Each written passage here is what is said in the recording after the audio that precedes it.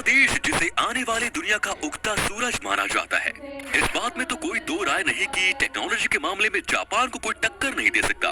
पर इन सब के अलावा जापान को एक गायन शौचालय का भी देश कहा जाता है, या फिर एक ऐसा देश जहाँ की ट्रैफिक लाइट्स ब्लू कलर की होती हैं, और भी बहुत सारी चीजें जो इस देश को दुनिया से बिल्कुल अलग बनाती है। तो चलिए खुलकर जानते हैं इस देश के बारे में। Number 1, square watermelon. दोस्तों, तरबूज के इस आकार का आविष्कार पिछले 70s में एक ग्राफिक डिजाइनर की मदद से किया गया था, क्योंकि इस आकार में इन्हें फ्रिज में मजबूती से रखा जा सकता है और काफी आराम से काटा भी जा सकता है। जापान के किसान इन्हें एक स्पेशल कंटेनर में उगाते हैं, जैसे कि ये काफी महंगे और खूबसूरत होते हैं। लोग इन्हें खाने के तौर पर न खरीद के सजाने के तौर पर ज्यादा खरीदते हैं। Number 2, ramen noodles bath. Hakone में बसे इस यूनशान स्पा रिसोर्ट में सुअर के मांस का सूप और रामेन नूडल्स खिलाकर लोगों का दिल बड़े आराम से जीत लिया जाता है। जापान के काफी लोग इसके पीछे दीवाने हैं। उनका ये मानना है कि सुअर के मांस का सूप उनकी त्वचा के लिए बहुत लाभदायक है, क्योंकि उसमें भारी मात्रा में कोलेजन पाया जाता है। Number 3, bizarre flavour of KitKat. Chilli paper, wasabi, sweet potato, grill corn, soybean, salt watermelon, mango, green tea, ये सब बस कुछ किटकैट के छाटे गए फ्लेवर्स हैं जो जापान के लोग खाते हैं। इनमें से आप कौन सा खाना पसंद करेंगे, कमेंट्स में जरूर बताएं। Number 4, fake food. जापान के कुछ एक्सपर्ट्स प्लास्टिक और वैक्स की मदद से खाना बनाते हैं, और वो भी देखने में उतना ही लजीज लगता है जितना कि असली खाना लगता है। जापान के कितने ही रेस्टोरेंट्स इन प्लास्टिक के खानों को अपने रेस्टोरेंट की खिड़की के पास लगाकर भूखे इंसानों का ध्यान खींचने की कोशिश करते हैं। और आपको बता दो कि इन प्लास्टिक के खानों को तैयार कराने में बहुत ज्यादा पैसे खर्च होते हैं। Number 5, rabbit island. 1940 की बात है, जब वैज्ञानिक ओकुनाशिमा आइलैंड पर कुछ चूहे लाए और उन पर टेस्ट करने का सोचा। पर कुछ महीनों बाद वहाँ उनकी तादाद इतनी बढ़ गई कि लोग वहाँ घूमने जाने लगे और अब वो एक टूरिस्ट प्लेस बन गया। नंबर 6, पूरी कूरा मशीन। किसी बूथ में फोटो लेना कोई नई बात तो नहीं, पर जापान ने अपने अनुभव से उसमें एक नया मोड़ दे दिया। उनके फोटो बूथ को पूरी कूरा नाम से जाना जाता है, जो आपको वही उसी वक्त उन फोटोज को एडिट करने की अनुमति भी देता है, और आप उससे अपने फोटो में स्टिकर्स ऐड कर सकते हैं, कुछ लिख सकते हैं, और इन सब के बाद बड़े आसानी से उन फोटोज को अपने सेल फोन में भेज सकते हैं। Number 7, people pushers. Metro station हो या ट्रेन स्टेशन, जापान में काम के घंटों में वहाँ आपकी सोच से भी ज्यादा भीड़ रहती है, और इसी सब के चलते स्टेशन स्टाफ और पार्ट टाइम मेंबर को ये ड्यूटी रोज निभानी होती है कि ट्रेन में जितने पैसेंजर्स हो सके उतने भर सके, जब तक कि दरवाजे बंद न हो सके। Number 8, umbrella parking lot. आम देशों में हम किसी बिल्डिंग में जाने से पहले अपनी कार या बाइक को पार्क करके अंदर चले जाते हैं, पर जापान में अगर आपको किसी बिल्डिंग में जाना हो तो कार और बाइक को पार्क करने के साथ साथ अम्ब्रेला भी पार्क करना पड़ता है, और आपका अम्ब्रेला वहाँ से कोई नहीं ले जा सकता। अम्ब्रेला पार्क करने के पीछे मकसद ये है कि आप बिल्डिंग को पानी करने से बचा सकते हैं अगर आपका अम्ब्रेला पानी से तर हो। जापान के लगभग सभी सरकारी बिल्डिंग, होटल और ऑफिसेज में इन अम्ब्रेला पार्किंग लॉट का इस्तेमाल होता है। Number 9, millions of vending machines. दुनिया के कई देशों में वेंडिंग मशीन नाम की कोई चीज ही नहीं है, वहीं पूरे जापान में 5 मिलियन से भी ज्यादा वेंडिंग मशीन्स का इस्तेमाल होता है। जापान के लोगों का देर रात तक काम करना बिल्कुल आम बात है, और इसीलिए उनके स्नैक्स और सोडा के लिए ही इन वेंडिंग मशीन्स का इस्तेमाल ज्यादा होता है। पर वैसे आप इन वेंडिंग मशीन से कुछ भी खरीद सकते हैं, महली से लेकर अंडरवियर भी, कुछ भी। तो दोस्तों, आप क्या सोचते हैं, हमारे देश में भी ये सुविधा उपलब्ध होनी चाहिए या नहीं, कमेंट्स में जरूर बताएं। Number 10, train delays make headlines. समय की पाबंदी और अनुशासन का जापान में बड़ा महत्व है, और ट्रेन स्टेशन इस चीज से बचने के लिए कुछ भी कर सकते हैं। दोस्तों, अगर ट्रेन 5 मिनट भी लेट हो जाए तो रेलवे कंपनी को एक उनके वर्कर्स और पैसेंजर्स के लिए डिले सर्टिफिकेट देना पड़ता है, जिन्होंने उनकी वजह से शायद कोई इंपॉर्टेंट मीटिंग मिस कर दी हो। और अगर ट्रेन किसी वजह से 1 घंटे से ज्यादा लेट हो जाए तो रेलवे कंपनी को न्यूज़पेपर में एक माफीनामा देना पड़ता है।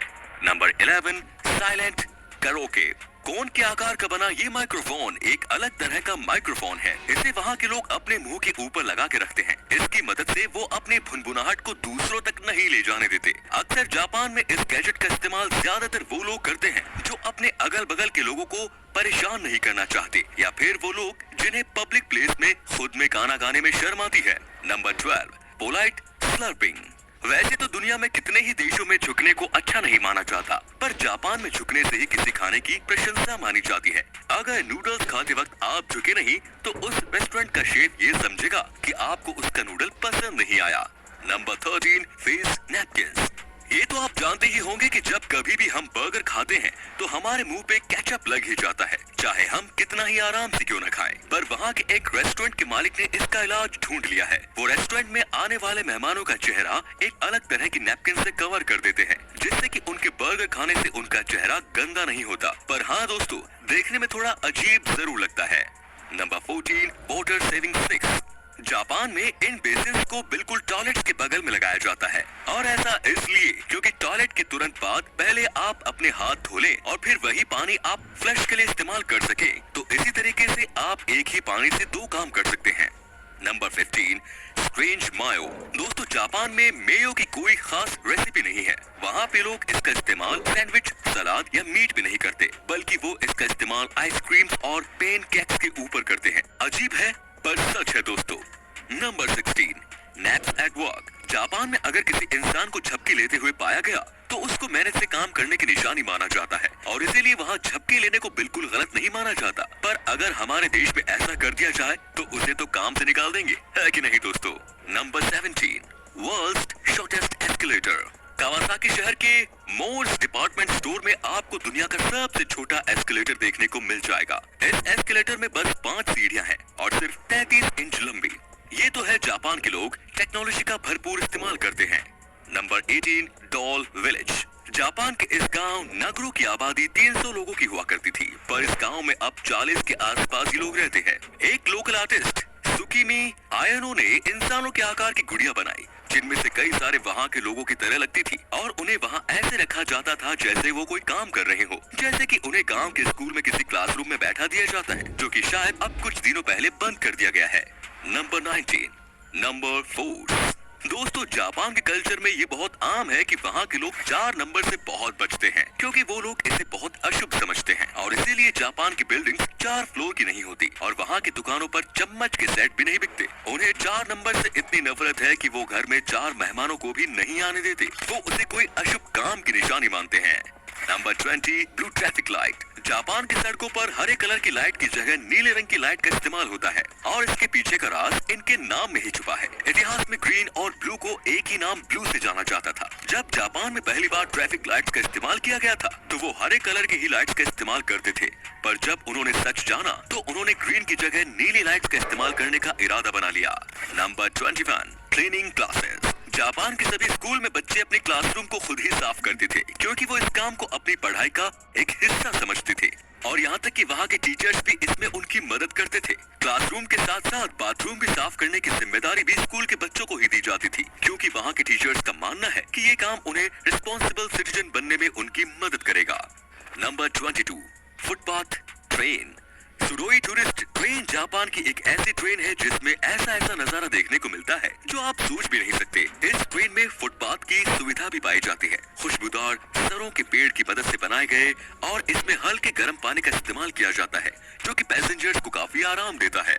Number 23, futuristic toilet. जापान के टॉयलेट्स आम टॉयलेट्स की तरह बिल्कुल नहीं होते। ये बहुत ही अच्छी तकनीक से बनाए गए हैं। इन टॉयलेट्स को इस्तेमाल करने से पहले आपको पता होना चाहिए कि आखिर इसमें मौजूद इन बटन्स का मतलब क्या है। इसमें कई अलग तरह के ऑप्शंस पाए जाते हैं, जैसे कि अगर आप चाहे तो टॉयलेट सीट को अपने मुताबिक गर्म कर सकते हैं, आप चाहे तो गर्म पानी स्प्रे कर सकते हैं, और चाहे तो आप गाने भी बजा सकते हैं। दोस्तों, जापान की इस टेक्नोलॉजी के लिए एक लाइक तो बनता ही है। Number 24, crazy flavour ice cream. Japan के लोग खाने के अजीब अजीब जोड़े बनाते हैं और उसे बड़े चाव से खाते हैं। उसी में से एक है ये आइसक्रीम फ्लेवर। आइसक्रीम फ्लेवर के नाम पर जापान के लोग घोड़े का मांस, कैक्टस, चारकोल, लहसुन का इस्तेमाल करते हैं, और ये सब इनके लिए कोई हैरत की बात नहीं। Number 25, space saving parking lot. दोस्तों, जापान लोगों से भरा हुआ देश है। वहाँ के लोग पार्किंग लॉट्स के नाम पर जगह की बर्बादी बिल्कुल नहीं करते। जैसा कि आप स्क्रीन पर देख पा रहे होंगे किस तरह वहाँ के लोग मल्टी लेवल गैराज का इस्तेमाल करते हैं। Number 26, robot run hotel. Nagasaki के एक होटल में रोबोट वहाँ के स्टाफ का एक बहुत बड़ा हिस्सा है। उन्हें हैन्ना के नाम से जाना जाता है, जिसका सीधा मतलब है स्ट्रेंज। इंसानों की तरह दिखने वाले ये रोबोट हर वो काम करते हैं जो एक इंसान करता है, जैसे कि गेस्ट से मिलना, लगेज उठाना, कॉफी बनाना, रूम को साफ करना और भी बहुत कुछ। और तो और वो बात करते वक्त मुस्कुराते भी हैं, पर उनके अगल बगल वहाँ के स्टाफ मौजूद रहती हैं, इसकी देखरेख में कि आखिर वो ठीक तरीके से काम कर रहे हैं या नहीं। Number 27, cafe companion. किसी कैफे में अकेले बैठकर कॉफी या खाना खाना हो तो बहुत लोगों के लिए आम बात होगी, पर जापान में ऐसा कुछ नहीं है। यहाँ पे आपके सामने बड़े बड़े कार्टून्स बिल्कुल आपके सामने बैठे होंगे, जिससे कि आपको अकेलापन बिल्कुल महसूस नहीं।